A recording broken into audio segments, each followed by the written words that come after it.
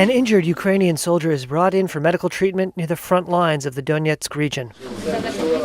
He's examined and bandaged by Kristina Siomova, a nurse who joined the military on the first day of Russia's full-scale invasion nearly 3 years ago. Siomova tries to stay optimistic, but her words relay a bitter reality.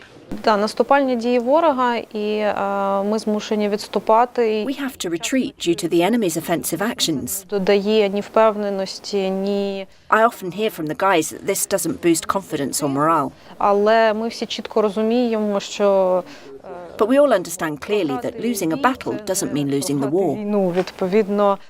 Moscow's forces are advancing at their fastest rate since 2022, capturing village after village across the industrial Donbas region. Both sides are vying for the upper hand ahead of expected peace efforts next year. Ukrainian officials are urging Kiev's Western partners to help strengthen Ukraine's position by supplying more weapons and air defenses. But hampered by manpower shortages, Kiev is on the back foot in several sectors of the Eastern Front, where soldiers have described relentless Russian assaults. Moscow's forces are now just 3 kilometers from the strategic city of Pokrovsk, a road and rail hub whose capture would severely disrupt Ukrainian supply lines. Far from the trenches, meanwhile, Moscow is waging a campaign of airstrikes on critical infrastructure that is hobbling Ukraine's fragile energy grid as winter takes hold. Холодно, зима, це все впливає, всі ми живі люди. It is cold, it is winter. All of it has an influence on us. We are all living human beings. This is the third winter. Every summer we hope that there won't be another winter, because it is always hard. Це завжди важко. U.S. President-elect Donald Trump, who takes office next month and has criticized U.S. aid to Ukraine, has promised to seek a swift end to the war without specifying how. Welcome, Donald. What can I say? At a summit of the European Union in Brussels, Ukrainian President Volodymyr Zelensky on Thursday told reporters his country needed Trump on their side. President Trump is a strong man, and I want very much to have him on our side. For me, it's very important. Zelensky has said he wants to achieve peace by diplomatic means next year, but only if Ukraine is bolstered by security guarantees that would stave off new attacks by Russia. While casualties have mounted on both sides, Ukraine says it is less willing than Russia to expend soldiers' lives. Siomova, the medic, says the setbacks have fortified her country's resolve. Але це не заважає вірити в краще. But it doesn't stop us believing in a better future, and knowing that everything we've done and lost fuels our determination to stand firm, to hold on, and to move forward. Бажанням відстояти, втриматись. Every step we take is not just our own, but a collective step with those we've lost. А наші спільні кроки разом з тими, кого ми втратили.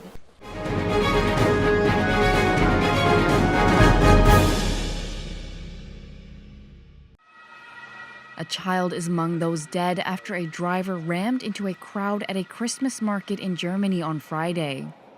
Dozens of people were injured, according to officials. The incident took place in the central town of Magdeburg. Police have arrested the suspected attacker. Authorities described him as a doctor from Saudi Arabia who's acting alone. In a post on social media platform X, German Chancellor Olaf Scholz said his thoughts are with the victims and their families. Last month, Germany's interior minister advised people to be vigilant at Christmas markets. 8 years ago, a truck driven by a failed Tunisian asylum seeker with Islamist links crashed into a crowded Christmas market in Berlin. 12 people were killed and dozens of others were injured.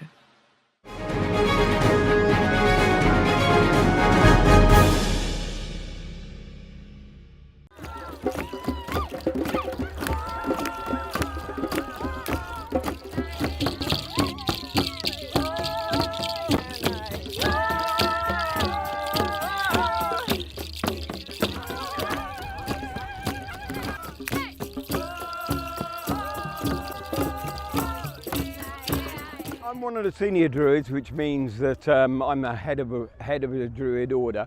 I'm here to celebrate the solstice. I'm here 4 times a year to celebrate the solstices and equinoxes: spring, summer, autumn and winter. Today is one of the very important ones because we know, as a leap of faith, from today the sun will return and the days will get longer, the nights will get shorter, and it's what we call the returning of the sun.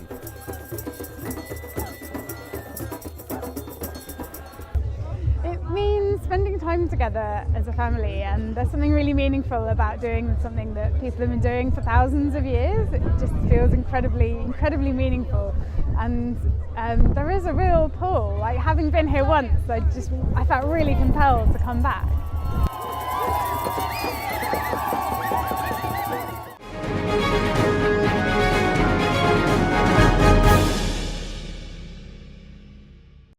Netflix has secured the exclusive U.S. rights to stream the next two FIFA Women's World Cup tournaments, soccer's world governing body announced Friday. Every match of the 2027 and 2031 Women's World Cup tournaments will air live on Netflix, a first for the streaming giant, as it looks to deepen its commitment to sports and proprietary content. The 2027 Women's World Cup is set to be played in Brazil between June 24th and July 25th, the first time the tournament will be held in South America.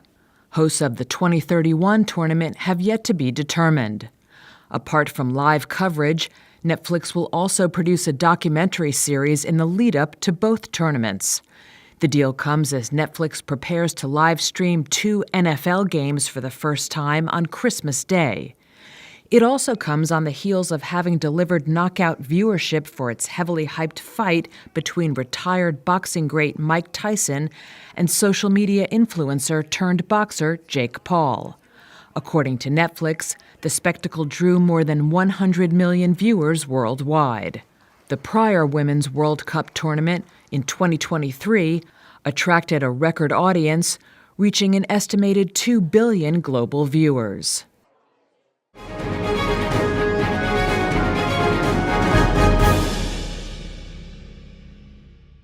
Attention, humans. We have now reached our fifth and final debate topic.